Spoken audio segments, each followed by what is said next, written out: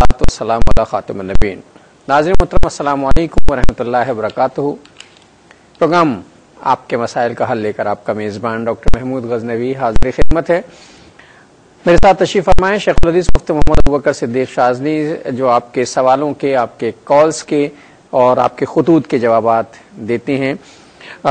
ہر programme میں ہم کسی نہ کسی موضوع کا انتخاب کرتے ہیں، اور پچھلی مرتبہ جن موضوعات پر ہم نے بہت تفصیل سے گفتگو کی ہے وہ ایمان، کفریہ کلمات تھے، تجدید ایمان، تجدید نکاح وغیرہ کے مسائل تھے جن پر بڑی تفصیل سے بات ہوئی تھی۔ اور چلتے وقت میں یوں ہی کہہ گیا تھا کہ مفتی صاحب سے مشاورت کر کے کہ کیا اگلا پروگرام جادو پر کر لیں، سو جادو ہو گیا۔ پروگرام ہمارا آج جادو کے موضوع پر ہے۔ اس موضوع پر میں گفتگو اس لیے کرنا چاہتا ہوں کہ اب فی زمانہ ایک شارٹ کٹ کا زمانہ آ گیا۔ ہر آدمی چاہتا ہے کہ محنت کم کرے، ریاضت کم کرے، اور رات کو وہ سوئے تو غریب ہو اور صبح جب اٹھے تو لکھ پتی اور کروڑ پتی ہو جائے، کوئی جن اس کے قابو میں آ جائے، کوئی موکل اسے مل جائے۔ اور یہ ظاہر ہے یہ سب کچھ تو ممکن نہیں ہے آسانی سے کسی کے لیے۔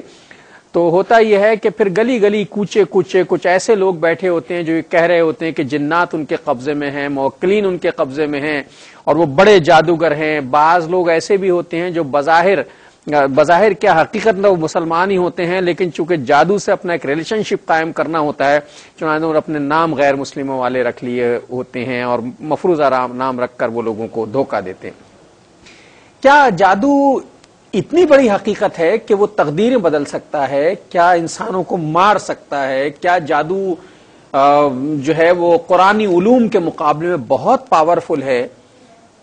اور کیا جادو جو ہے وہ لوگوں کو تختہ دار تک پہنچا سکتا ہے یا تخت و تاج دلا سکتا ہے؟ اگر یہ سب کچھ ہو سکتا ہے تو پھر جادوگر کو سب سے زیادہ صاحب تخت و تاج ہونا چاہیے۔ وہ تو فٹ پاتھ پر بیٹھا ہوتا ہے لیکن دوسروں کے مسائل حل کر رہا۔ تو کیا یہ ہمارے ایمان کی کمزوری ہے یا جادو کی کوئی حقیقت ہوتی ہے؟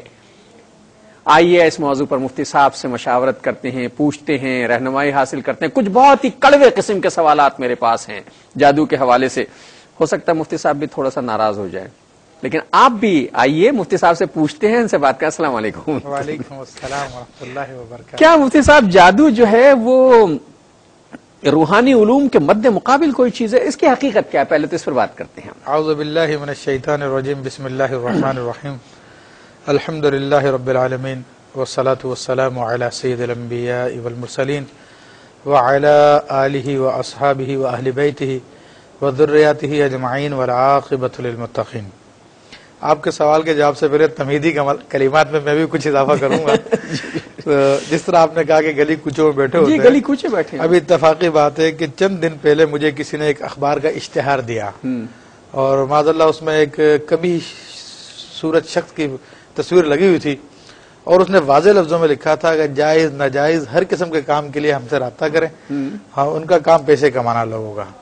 اور جناب محبوب آپ کے قدموں میں، مجھے ایک بہت دلچسپ سی بات ہوتی ہے کہ محبوب آپ کے قدموں میں، محبوب آپ کے قدموں میں ہے، روٹھا محبوب بن جائے گا، اور جناب آپ کسی کے اتنے غلط قسم کے دعوی اس میں لکھے ہوئے تھے، اور ساتھ میں واضح لفظوں میں لکھا تھا جائز ناجائز ہر قسم کے کام کے لیے ہمارے پاس آ جائے۔ تو یہ میں ایک وضاحت کر دوں کہ جو شخص ناجائز اور جائز دونوں کام کرنے کے لیے کہہ رہا ہے تو وہ خود ہی ناجائز ہے۔ پہلی بات تو یہ ہے، وہ کر سکتا ہے نہیں کر سکتا ایک الگ بات ہے۔ پھر جو اب ہم آپ کے سوال کی طرف آتے ہیں کہ جناب کیا یہ حقیقت ہے؟ دیکھیں، جہاں تک حقیقت ہونے سے تعلق ہے تو جس طرح کہ ہم کہیں کہ جناب گندگی ایک حقیقت رکھتی ہے، بلکہ گندگی کا ایک وجود ہے، تو اسی طرح جادو بھی ایک گندگی اور اس کا وجود ہے۔ اور یہ قرآن مجید فرقان حمید میں اس کا ذکر آیا، نبی کریم صلی اللہ علیہ وسلم کے احادیث میں اس کا بیان آیا۔ تو جب ہم کہتے ہیں کہ جادو کی حقیقت ہے تو مراد یہ کہ اس کا وجود ہے۔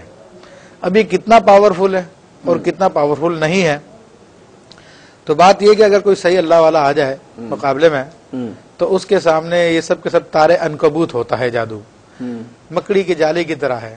اور یہ مہینہ ابھی ابتدا ہوئی ہے رجب شریف کی، اور چھٹی رجب شریف خواجہ غریب نواز رحمۃ اللہ علیہ کا عرس ہے، اور اسی موقع کے اعتبار سے میں انہی کی مثال پیش کرتا ہوں خواجہ خواجگان غریب نواز رحمۃ اللہ علیہ کی، کہ آپ کا مقابلہ پرتھوی راج سے ہوا، اور اس نے آپ کے مقابلے میں اجے پال جوگی کو بھیجا، جس نے بڑے کرتب آپ کے سامنے دکھایا، ہواؤں میں اڑ کے بھی دکھایا آپ کو۔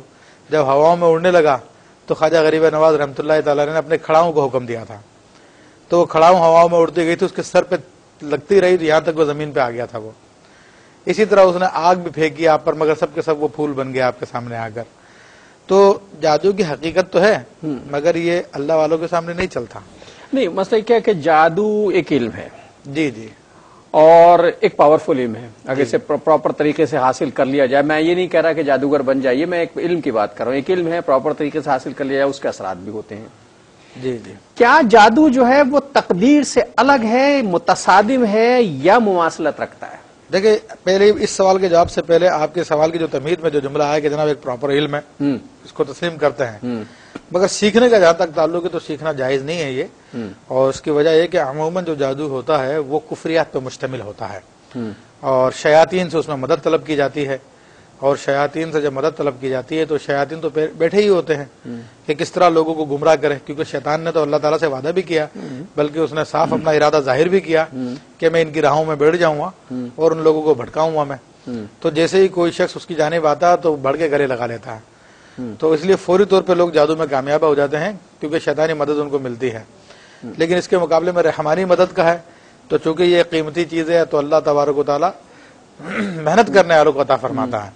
تو جو آپ نے بات کہی کہ کیا تقدیر کے معارض ہے، تقدیر کے برابر ہے، تقدیر کے مطابق ہے، تو بات یہ ہے کہ جادو جو ہے وہ تقدیر کے عین مطابق ہوتا ہے، تقدیر سے ہٹ کر نہیں ہے. بعض لوگ شاید یہ سمجھتے ہیں کہ جناب اللہ تو کچھ اور کرنا چاہتا تھا معاذ اللہ اور جادو کی وجہ سے کچھ اور ہو گیا. ایسا ہرگز بھی نہیں ہے. وہ شہنشاہ قہار، اس کی ملکیت میں، اس کی حکومت میں، اس کے حکم کے بغیر پتہ کیا ذرہ بھی نہیں ہلتا. جادو بھی کوئی عمل نہیں کر سکتا. اس کا مطلب یہ ہے کہ کسی آدمی کی اگر زندگی برباد ہونی ہے اور کسی جادوگر کے توسط سے ہو گئی، کسی جادو ٹونے سے ہو گئی، کسی سحر سے ہو گئی، کسی تعویذ گنڈے سے ہو گئی، تو اس کا مطلب ہے یہ اس کی تقدیر تھی.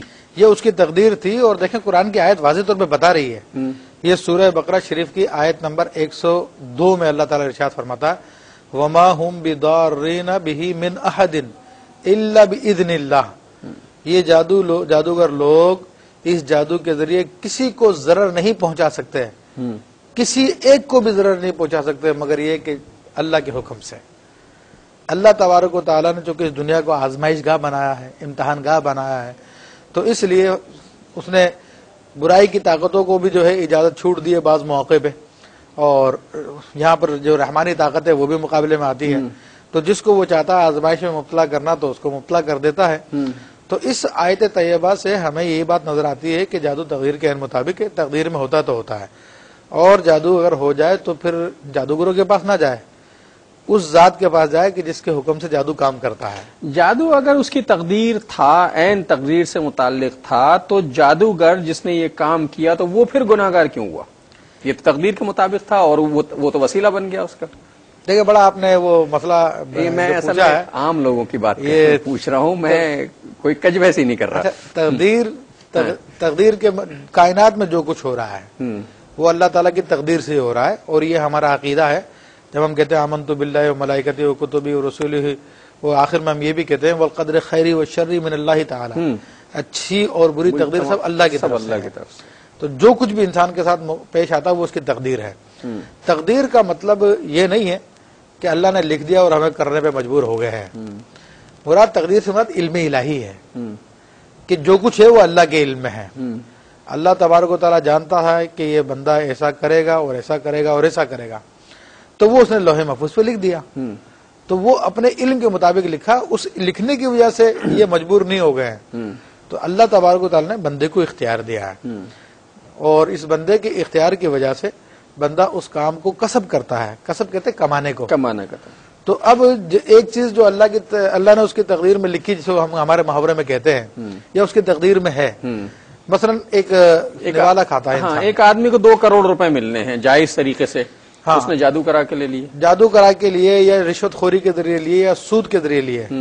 تو اب اس کی گرفت ہے اس طریقے پر کہ اس نے یہ طریقہ اختیار کیا. اس پر نہیں ہے کہ اس نے 2 کروڑ روپے کیوں لیے. اور اس کی واضح حدیث بھی موجود ہے، بیضاوی شریف کے اندر حدیث موجود ہے کہ نبی کریم صلی اللہ علیہ وسلم کی خدمت میں ایک شخص کے بارے میں عرض کی گئی